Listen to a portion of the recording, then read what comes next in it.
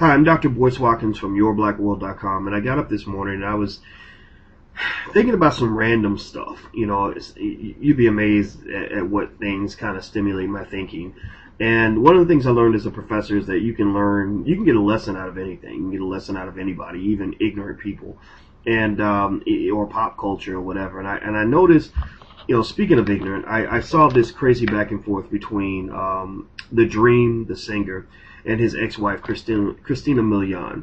And I was really intrigued by this, not because I'm concerned about celebrity watching, but more so because I've seen this happen in too many cases, and I think that there's something we can learn from this, we can discern from this.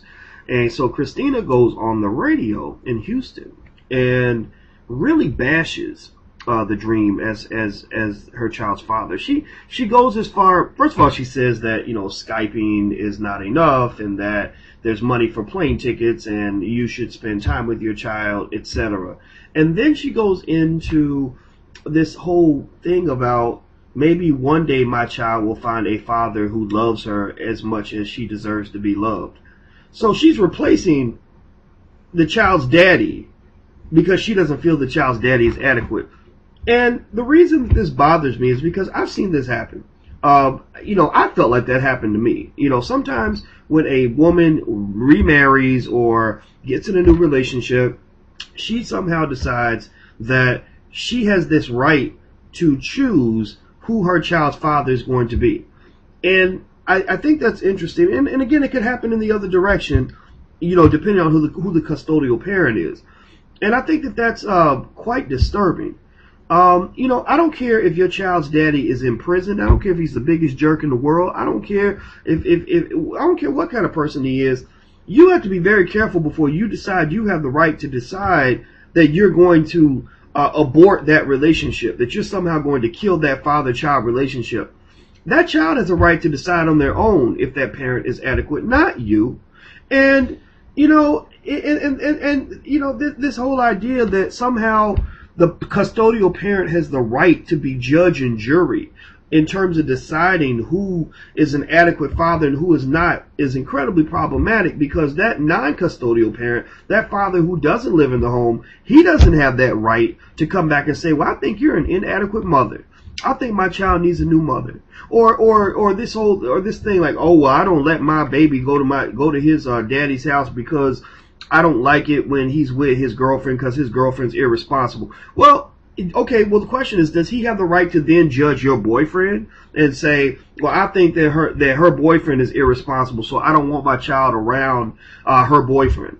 Now, again, these are things that I learned. I learned a long time ago that babies come from sex. I had a baby when I was 18 years old and loved my daughter to death, but that was a mistake. That incident, not my daughter, but that incident was a mistake that I never reproduced. That was something that I never wanted to repeat, because I know that frustration of being the non-custodial parent and constantly fighting for airspace in your child's life and having somebody else act like another person is the daddy to the child that you created because the mama likes the man, but the child doesn't have a choice. And so I'm not really throwing my business out here talking about my situation. I'm talking about the fact that there are millions of fathers out here who love their kids, who feel that they've been hijacked, who feel that the parent-child relationship has been co-opted, who feel that the mother somehow has decided that she has the right to decide whether he's an adequate father or not. And I think that's just atrocious. Now, in some cases, you might have situations where the mother or the father is entirely inadequate, mother or father. It goes both ways.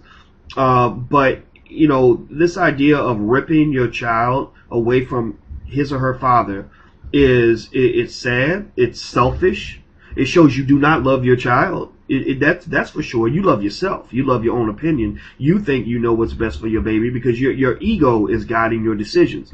But when you really sit down and realize it, you'll notice that maybe your child wants the father that they deserve, even if you don't like that person, even if that person wasn't right for you. So don't impose your will on the outcomes of the child. I think that's highly inappropriate, and it's just got to stop. It's the reason for a lot of breakdowns in a lot of families.